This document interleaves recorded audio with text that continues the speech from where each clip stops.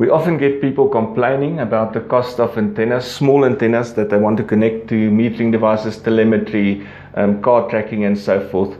And I jokingly say 70 Rand antenna, which would be one that's got certain qualities assumed.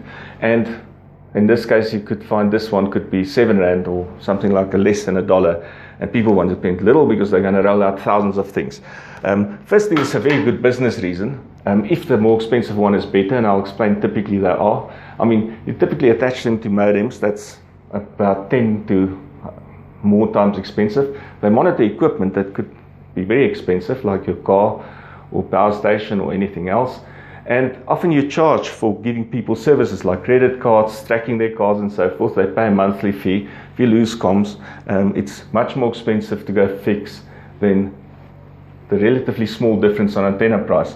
I always give people the example that if you buy a hi-fi, you can put bad speakers, you can put Bose speakers. One of the reasons people put Bose speakers on is because few of us can actually go measure. So if you get a cheap speaker, do you know that it's got the gain, the bandwidth, all of these things?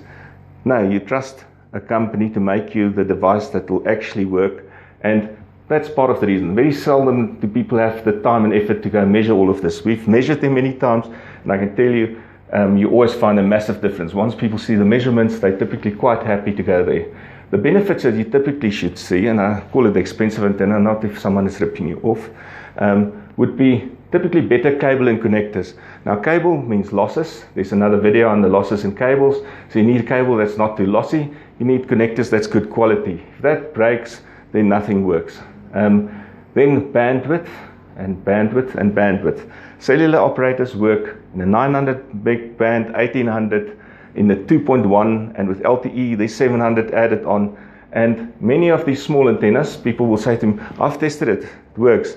They've tested it, may have been close, may have been far away from base station, may have been 900. You can't test these things by just looking whether they're working and hoping that would work. This ensures it works everywhere. It also works all the time if the people add different base stations, different bands. So that's certainly the most critical reason. And you can't make an antenna with decent bandwidth and then predictable patterns and performance over all the frequency bands if you do not spend a little bit of time, because you have to have radiators inside there for all of the bands. And of course, you need to make sure in a lab and computer simulation that they actually perform well.